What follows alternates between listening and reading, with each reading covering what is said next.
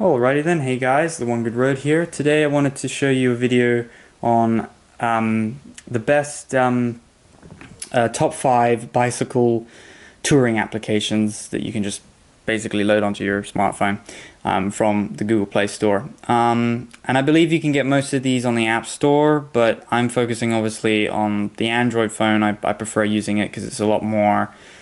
That's already probably number one, is that I would highly recommend an Android phone for touring rather than an iPhone, because you can just get a lot more bells and whistles out of the phone. But that's a whole nother debate. You use whatever phone you want, and most of these applications you can get on the iPhone anyway. So anyway, I'm using the Android, and we're going to start from 5 down to 1 on my list here. And remember, this is bicycle touring applications I would recommend, and my other videos I have is cycling applications I would recommend. So anyway, let's start off with the first one, which would be warmshowers.org. Now, it's a weird name, but the way the application works is that, let's say you're planning to cycle into the next town that you're going to, or you're planning to do some cycling in a certain country that you want to go to. And if you want to try and save some money, meet some locals and stuff like that, there are people who have put their location out there saying that, hey, I'm available to host some cyclists if they're passing through. It's like door knocking, but through your smartphone. Now, you can also try couch surfing. That's another version, but I'm focusing mostly on warm showers because that's going to be only for cyclists. And plus, it's a cool experience because you're able to kind of immediately have a similar conversation with the same person. And yeah, I would highly recommend this application. So look, I'm looking at Blenheim at the moment. There's a few hosts around here. You simply tap on them, you get their details, and you message them, you email them. And yeah, there's just thousands of people all around the world who are hosting cyclists like you and I. The application is a bit weird, and you might want to use the website version, but either way, it's pretty cool. And also couch surfing is pretty cool as well. So next thing on my list would be Google Weather. With Google Weather, what I like about it is that you just simply tap it and you instantly load up a really quick glance on what the weather's going to be like. It's going to show you today, tomorrow, next 10 days roughly. And then you scroll down a bit, it tells you what's happening in the next hour. It tells you how the humidity, the temperature, when it's going to be raining in the next few hours, the wind patterns, when the sun rises, sunsets, length of the day. Super handy, quick glance app, gives you that information rather quick. I really like that about Google Weather. Next thing on the list would be Windy. Now, Windy is a really cool application because it allows you to see all the wind patterns around whatever country you're in. So if I tap the top right of this application, I'm going to switch it back over to wind. And it tells you the strength of the wind. For example, around Wellington, they've got some pretty strong wind around 50 k's an hour, and that's not even the gusts. And then you just got to play around with these apps and download them and try them out yourself because it's really, really cool.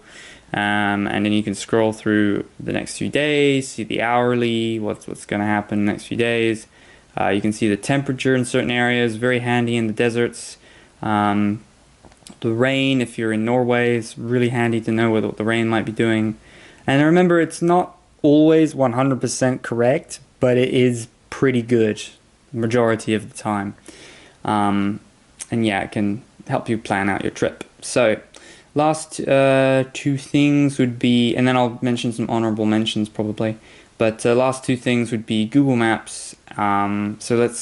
Everyone knows Google Maps. The one thing I really like about Google Maps for touring is that you get an instant large, really quick and easy to use application.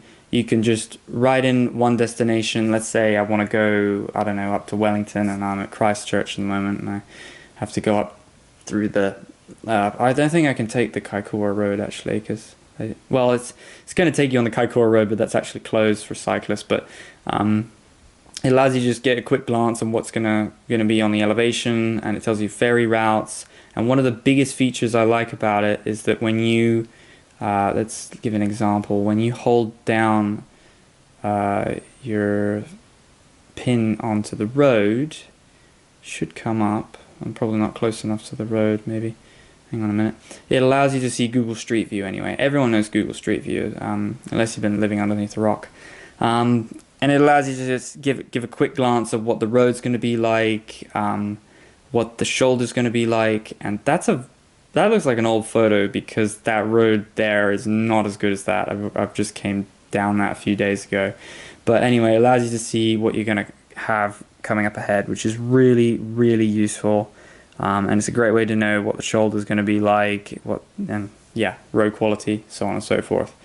So yeah, that's a nice thing with Google Maps. And then the biggest thing I want to talk about is OpenStreetMaps.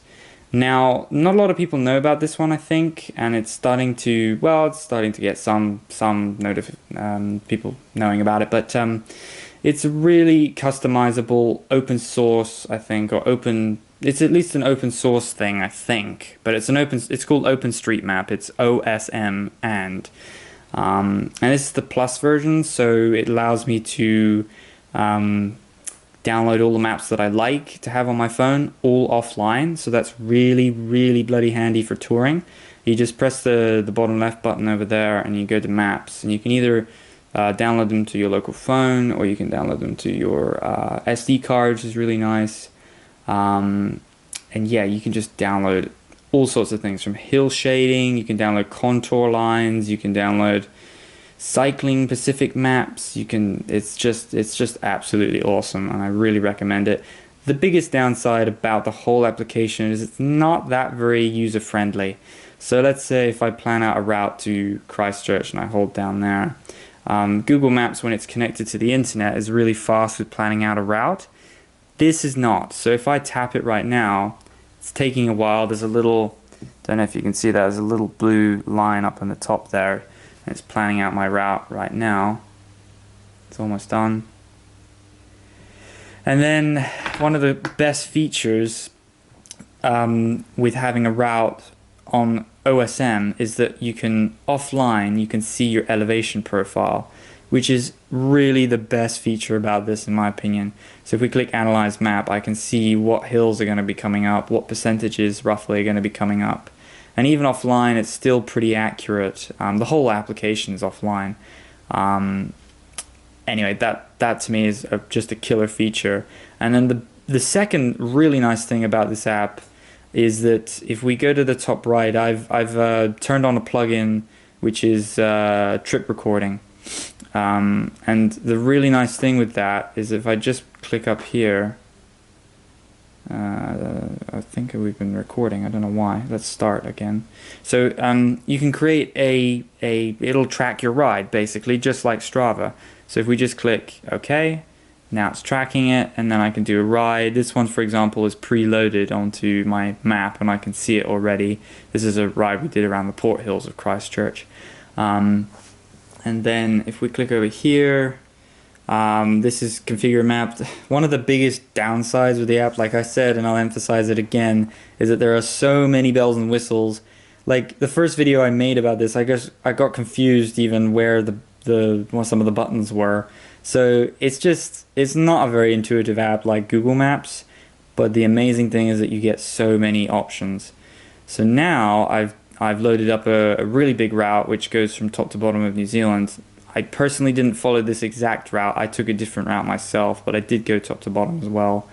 And you can obviously upload any one you want. So let's say you've made a ride, you've made a planned out route through Ride with GPS, which I'll make a video about, planning out a route with cycling tours and all that.